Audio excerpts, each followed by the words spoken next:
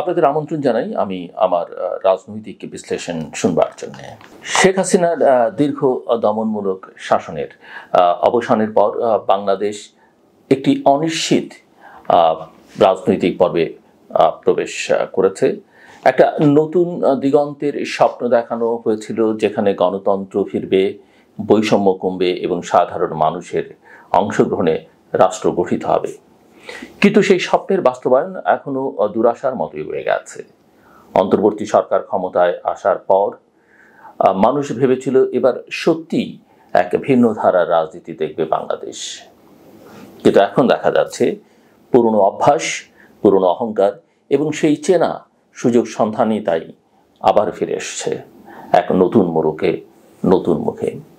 2024 সালের আন্দোলন ছিল ব্যতিক্রমী। এর জন্ম কোনো বড় রাজনৈতিক দল বা আন্তর্জাতিক শক্তির সহায়তায় নয়, বরং ছাত্র, তরুণ, বেকার, মাদ্রাসার ছাত্রী, বিশ্ববিদ্যালয়ের ছাত্রী, স্কুলের ছাত্রী, এমনকি পল্লীর কৃষকের ক্ষোভের বিস্ফোরণে শঙ্কিত রাজনৈতিক নেতাকর্মীরা ছিলেনই। কোটা সংস্কার আন্দোলনকে কেন্দ্র করে যে বিক্ষোভ শুরু হয়েছিল সেটি হঠাৎ করেই একটা জাতীয় গণ অভ্যুত্থানে রূপ নেয়। আবু সাইদের মৃত্যুর ঘটনার ভিডিও যখন ভাইরাল হলো, তখন যেন রাষ্ট্র ব্যবস্থার উপর জমে থাকা সমস্ত ক্ষোভ বিস্ফোরিত হয়। এই আন্দোলনের ছিল না কোনো কেন্দ্র, নেতা বা চেনা রাজনৈতিক পতাকা। তবু এই অদৃশ্য আন্দোলনের শক্তি এতটাই প্রবল প্রভাব ফেলেছিল যে দেশের দীর্ঘমেয়াদী শাসককেও বিদায় নিতে হয়। কিন্তু এখন দেখা যাচ্ছে সেই অসংগঠিত অথচ ঐতিহাসিক আন্দোলনকে সংগঠিত ও পরিকল্পিত বলে উপস্থাপন করা হচ্ছে, যেন একটি নির্দিষ্ট গোষ্ঠী বা নেতা এককভাবে এই পরিবর্তন এনেছেন। এটা যেমন ইতিহাসের বিকৃতি, তেমনি গণ আন্দোলনের প্রতি অসম্মান। যারা রাজপথে জীবন দিয়েছিল, যারা আন্দোলনের প্রতিটি বাঁকে ছিল, তাদের অবদানকে অস্বীকার করে কিছু সুবিধাপ্রাপ্ত মানুষ আজ নিজেদের আন্দোলনের নায়ক বলে দাবি করছে। বিশেষ করে যারা আজ এনসিপির নেতৃত্বে রয়েছেন, তারা যেন এক নতুন পৌরাণিক চরিত্রে পরিণত হয়েছেন, যেখানে ত্যাগ নয় বরং উপস্থিতি ও উচ্চস্বরে কথা বলাই সাফল্যের পরিমাপ। এনসিপি একটি নতুন রাজনৈতিক দল হিসেবে আত্মপ্রকাশ করেছিল এই প্রতিশ্রুতিতে যে তারা পুরনো দলগুলোর ব্যর্থতা থেকে শিক্ষা নিয়ে এক নতুন ধারা প্রতিষ্ঠা করবে। তারা বলেছিল তাদের রাজনীতি হবে গণমুখী, জনগণের অংশগ্রহণ ভিত্তিক এবং স্বচ্ছতায় পরিপূর্ণ।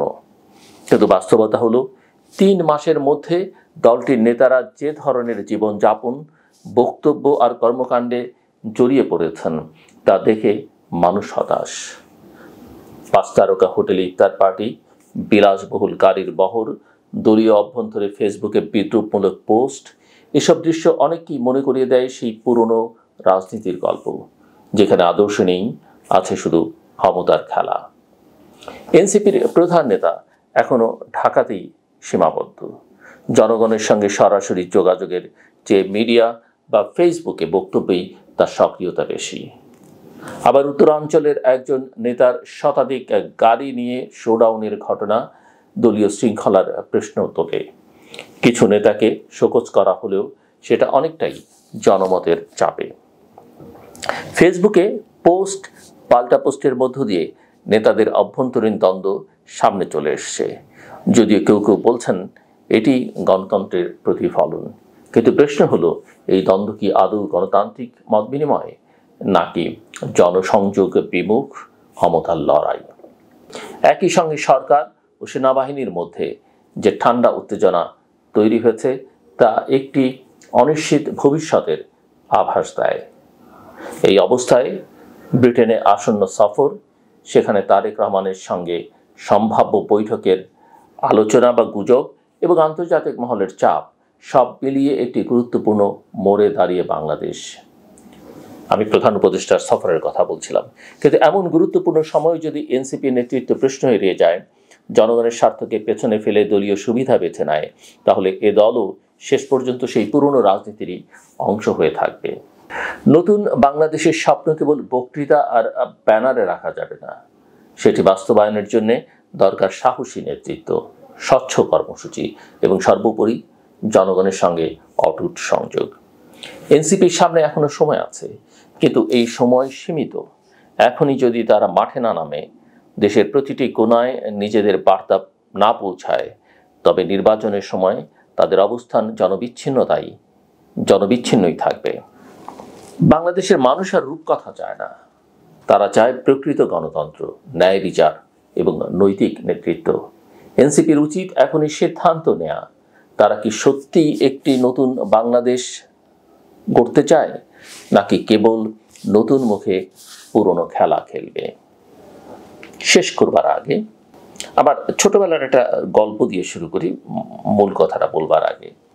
আমরা অনেকেই নানা দাওয়াতে যাই, নানা ইনভাইটেশন আমাদের সবারই থাকে, বিশেষ করে বিয়ের অনুষ্ঠানে যাই, অনেক সময় বড় গ্যাদারিংয়ে আমরা যাই।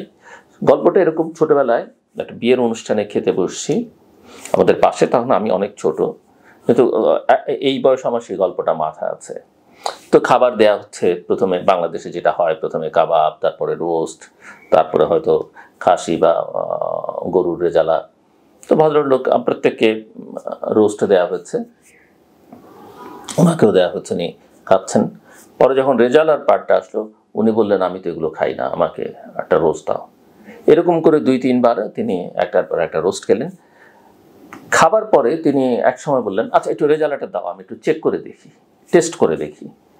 সো এই হচ্ছে আমাদের প্রবণতা। আমরা নিজেদের বাড়িতে কি খাই না খাই সেটা বিবেচনা করি, অন্য জায়গায় গেলে এরকম কিছু প্রবণতা থাকে। যেমন ধরেন, কোনো অনুষ্ঠানে আপনি গেলেন, এখন তো বাফেট খাবার সবাই বোঝেন, অনেক রেস্টুরেন্টও আছে বাফেটে, না প্লেট ভর্তি করে খাবার নেন।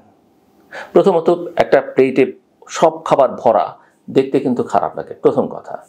দ্বিতীয় কথা হচ্ছে, আপনি প্লেট ভরে এত খাবার নিচ্ছেন সেটা আপনি খেতে পাচ্ছেন না, খাবারটা নষ্ট করছেন।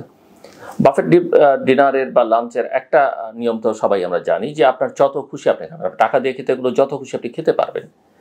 কিন্তু প্রথমত আপনি দেখতে একটা অরুচিকর কাজ করেন, দ্বিতীয়ত আপনি এত খাবার নেন, সেটা নষ্ট করেন, খেতে পারেন না।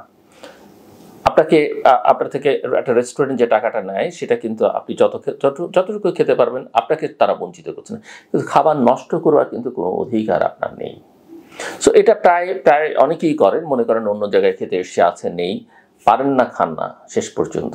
এই যে খাবারের অপচয়, এটা কিন্তু খুবই ক্ষতিকর একটা দিক সমাজের জন্য, দেশের জন্য, অর্থনীতির জন্য, এবং দেখতেও খুব খারাপ। এবং যে কারণে এখন পৃথিবীর অনেক দেশের অনেক রেস্টুরেন্ট এটা করা হয়েছে, যে আপনি বাফেট খাবার খেতে গেলে আপনি যদি খাবার নষ্ট করেন, আপনি যত খুশি খান, কিন্তু খাবার যদি আপনার প্লেটে অতিরিক্ত থাকে, আপনাকে কিন্তু ফাইন দিতে হবে।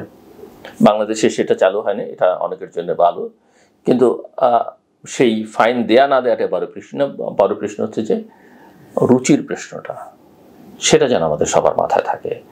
কোনটা দেখতে শোভন সুন্দর, সেটা যেন মাথায় থাকে। আপনি একটা প্লেট নষ্ট করেছেন, খেয়েছেন, কিছু দরকার হলে আরেকটা প্লেট নিয়ে খান, তাতে অবশ্য অনেক জায়গায় প্লেট কাউন্ট করা হয়, কিন্তু আপনি আপনার প্লেটেই কিন্তু বারে বারে খাবার নিতে পারেন, অল্প অল্প করে। সব খাবার একসঙ্গে নেবার দরকার নেই। আমার কথা শুনবার জন্য আপনাদের অসংখ্য ধন্যবাদ। আপনাদের সবার জন্য শুভকামনা। ভালো থাকবেন সবাই।